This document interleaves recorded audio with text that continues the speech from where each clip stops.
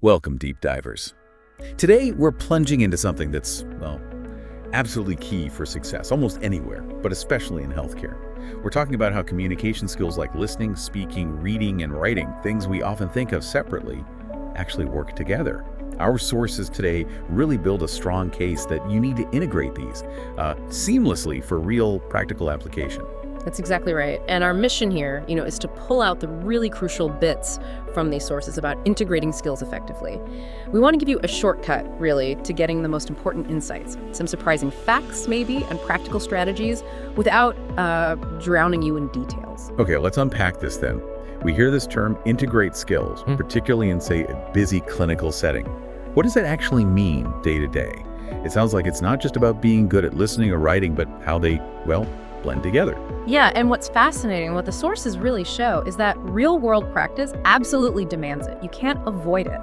Think about a doctor listening really carefully to what a patient is saying, picking up all the details, the history, and then, immediately they have to turn around and write a referral letter or update the patient's notes based directly on that conversation. It's not like task A done, now task B. It's this constant fluid switching between listening, thinking, and writing. Your brain's juggling. That makes sense. That direct link between listening and writing feels so fundamental, especially for clinical documentation, right? Accuracy is everything. Yeah. So what kind of specific ways do the sources suggest to actually build that connection?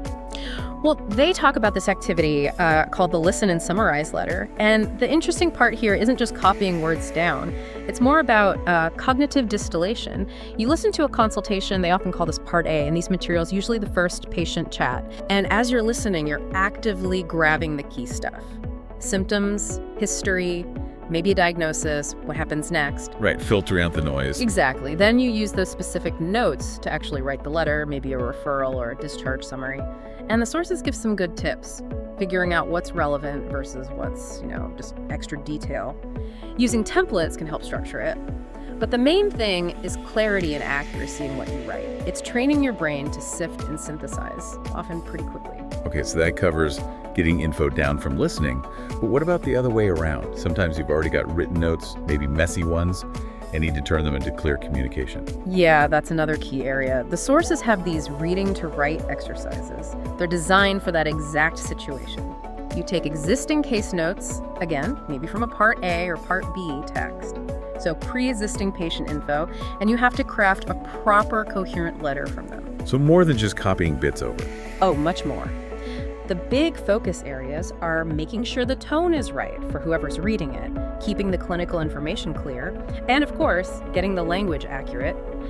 And they stress this idea of natural paraphrasing. They explicitly say, don't just blind copy-paste. Right, because that doesn't show you understand it. Exactly. It forces you to actually process the information, internalize it, and then rephrase it. That really cements your understanding and makes you more adaptable later on. They suggest a structure too.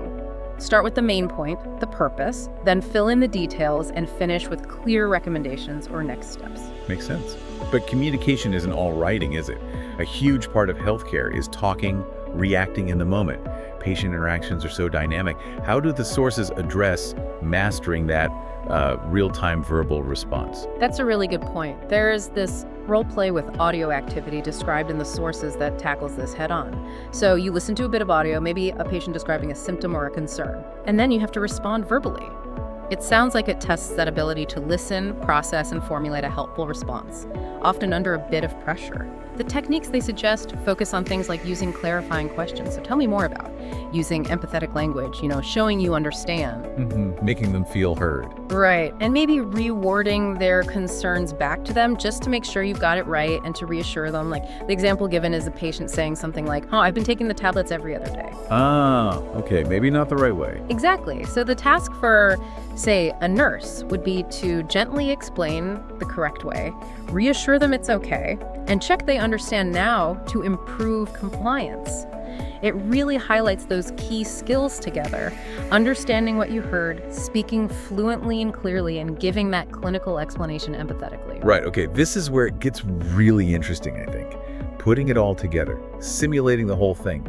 The sources seem to really emphasize practicing full tests or scenarios to get timing right and just be ready for high-pressure moments. Oh, absolutely critical. Practicing under timed conditions is like training for a marathon, not just a sprint. It builds stamina. The sources break down the timings for a full practice test. Listening, about 40 minutes. Reading, 60 minutes. Writing, 45. And speaking, around 20 minutes. That's quite a block of focused time. It is. And those times aren't random. They mimic the kind of sustained mental effort needed in a real clinical environment where you can't just hit pause. The method for practice is pretty clear, too. Find somewhere quiet, stick rigidly to the timings, use decent quality practice materials. And no pausing mid-task, right? Definitely not. That defeats the purpose. And for speaking, they strongly recommend recording yourself and listening back. That self-critique is so valuable. For writing, review your own letters against the specific marking criteria. Don't just write it and forget it. They suggest doing a full practice test maybe every couple of weeks, then stepping it up to weekly in the last month before any big assessment. It really builds that mental endurance. Which leads us perfectly to the next bit. Knowing what you're aiming for. Practicing is one thing, but practicing smart means understanding how you're actually assessed. Yes. If we connect this to the bigger picture, you absolutely have to know the marking schemes. Otherwise, how do you know where to focus your effort? For writing, the sources lay out clear criteria. There's purpose. Is it obvious right away why you're writing? Content. Is the information accurate, relevant? Then clarity. Is it concise, easy to understand, no vagueness? Style. Is the tone right, formal enough, professional? Organization. Does it flow logically? And language, grammar, vocab, punctuation. So quite a few things to juggle. It is, and they give examples like comparing different bands or levels. A band 5, which is good, shows a clear purpose, includes all the relevant details, and uses natural-sounding language. Compare that to, say, a band 3, which might have a fuzzy purpose, miss key information, or use really awkward phrasing. I see. So a band 3 might feel like the writer wasn't quite sure what they needed to say. Kind of. It can feel disjointed. Whereas a band 5 feels like the thoughts were clear before writing, so the letter itself is clear and effective, effortless almost for the reader. And for speaking, there's a similar grid.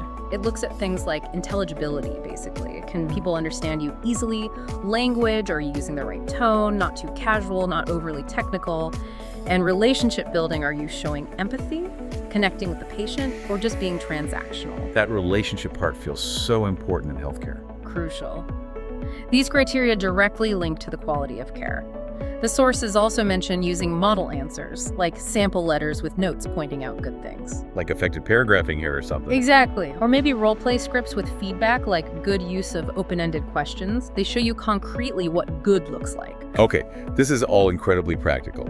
So bringing it back to you, our listener, what does this all boil down to? Let's maybe run through a kind of checklist based on what we've discussed to help you see where you are and maybe what to focus on next. Yeah, that's a great idea. The source material provides a really handy integrated practice checklist. You can ask yourself these questions. First, have you practiced writing directly from audio input?